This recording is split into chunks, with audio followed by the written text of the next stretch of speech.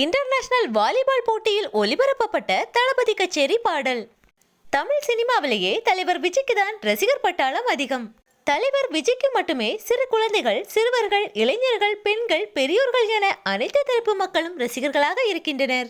விஜய் அவர்கள் தனது 69வது படமான ஜனநாயகன் படத்துடன் திரைத்துறையை விட்டு முழுவதுமாக விலகி முழுநேர அரசியலில் கவனம் செலுத்தப் போவதாக ஏற்கனவே தெரிவித்துள்ளார். ஆனால் அவரது இந்த அறிவிப்பு அவரது ரசிகர்களுக்கு மிகுந்த ஏமாற்றத்தையே கொடுத்துள்ளது. இருப்பினும் ஜனநாயகன் படத்தை தளபதியின் ஃபேர்வெல் படமாக கொண்டாட மக்கள் திட்டமிட்டுள்ளனர். ஜனநாயகன் திரைப்படமானது வரும் பொங்கலை முன்னிட்டு ஜனவரி 9ஆம் தேதி வெளியாக இருப்பதாக அறிவிக்கப்பட்டுள்ளது. இந்நிலையில் இப்படத்தின் ஃபர்ஸ்ட் சிங்கிளான தளபதி கச்சேரி பாடலானது அண்மையில் வெளியாகி மக்களிடம் மிகுந்த வரவேற்பை பெற்றிருந்தது. ராக் ஸ்டார் அனிருத் இசையில் வெளியாகி இருக்கும் இப்பாடலுக்கு தலைவர் விஜய் அவர்கள் அசத்தலாக நடனமாடி தனது ரசிகர்களையும் ஆட வைத்துள்ளார். சமூக வலைதளங்களிலேயே தளபதி கச்சேரி பாடலுக்கு தான் அதிகமாக ரீல்ஸ் செய்தும் வருகின்றனர்.